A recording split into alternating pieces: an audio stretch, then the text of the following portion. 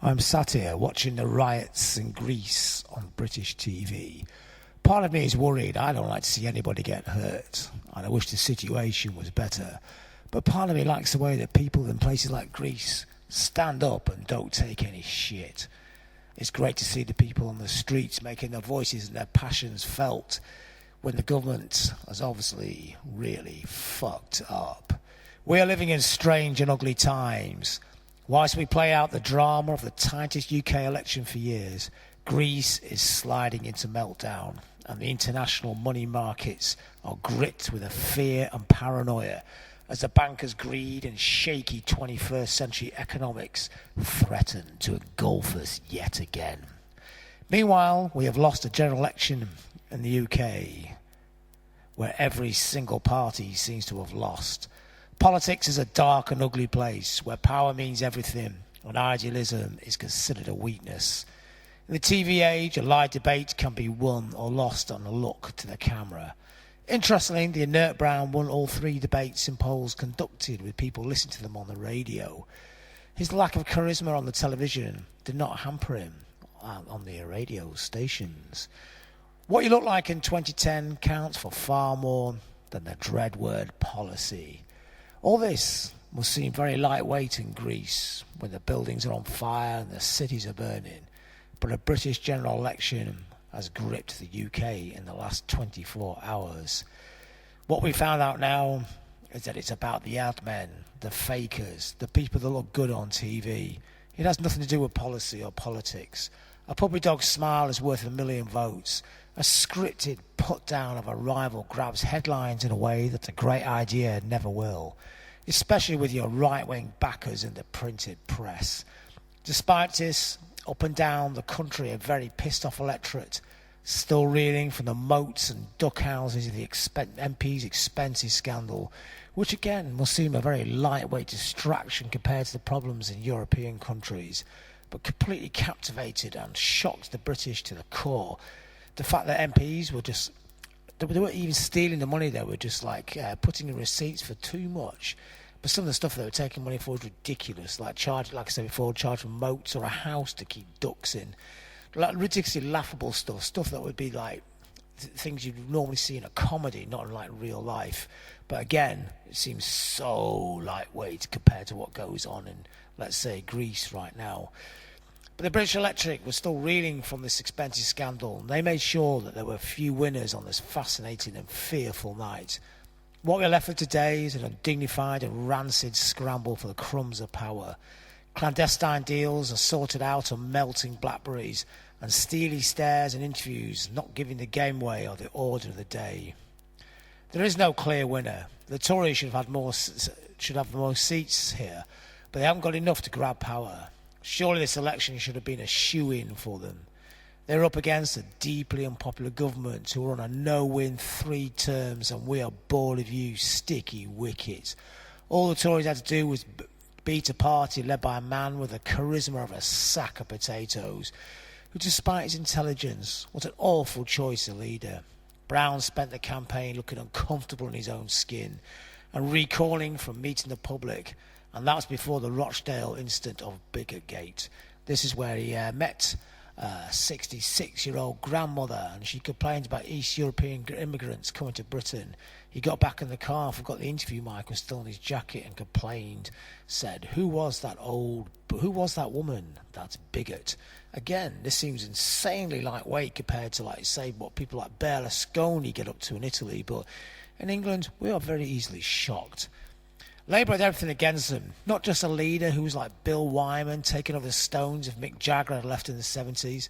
They also managed to get blamed for the world recession, lost a whole generation of voters over the Iraq war, whilst managed to get being held responsible for the expenses scandal of the MPs that engulfed all the parties, and then they ran a lacklustre campaign. Somehow, though, they didn't go into the predicted meltdown. They didn't lose the thousands of seats that was predicted by the pundits, and especially Tories, and especially the right-wing press. They didn't write the much talked about longer suicide notes, because instead of crushing Labour and romping home by a landslide, the Tories have limped into a shaky looking lead. and they're now presiding with a few more seats, probably about 50 more seats in Labour, in a hung parliament. The Tories fought the most negative campaign in British political history, where for long stretches of time their main policy seemed to be saying, "Look at Brown, he's useless."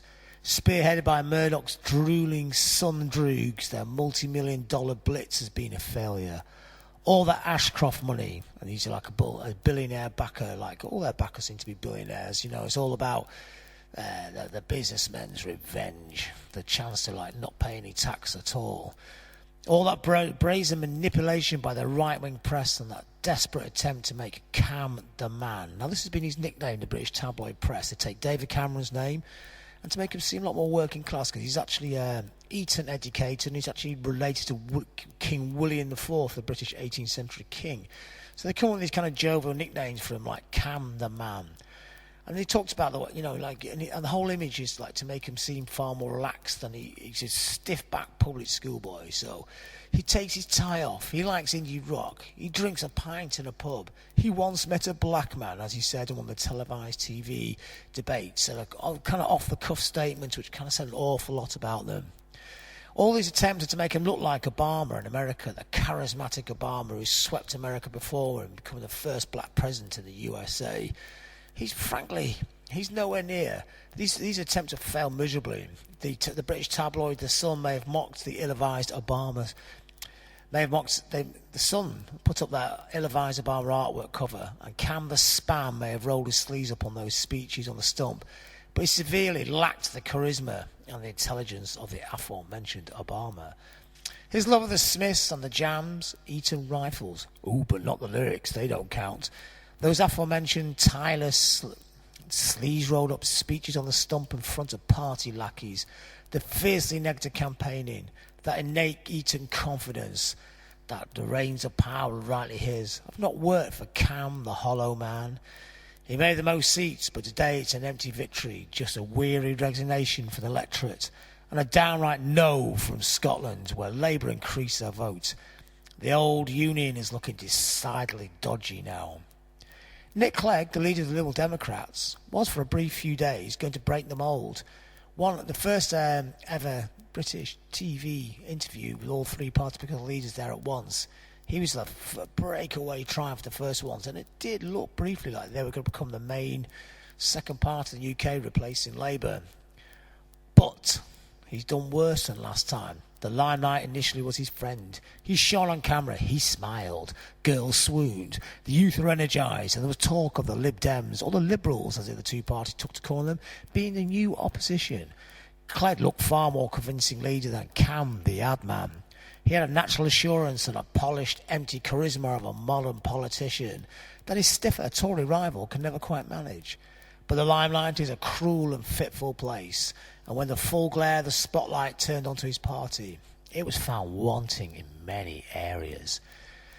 Clegg may still be the kingmaker, and right now there's a lot of wrangling gone over which party he's going to join in with in the hung parliament. If he throws his lot in with Labour, they have a chance of staying in power. And shockingly, he may throw his lot in with the Conservatives, which is a shock because most of their votes the Liberal Democrats are getting for disaffected Labour voters who are fed up with the Iraq war. They're not going to be very happy when they find out they voted for a party that's ended up cuddling with the hated Tories.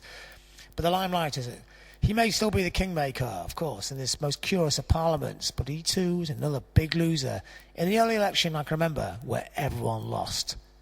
That is, apart from the Green Party, who won their first ever parliamentary street in Brighton. Congratulations.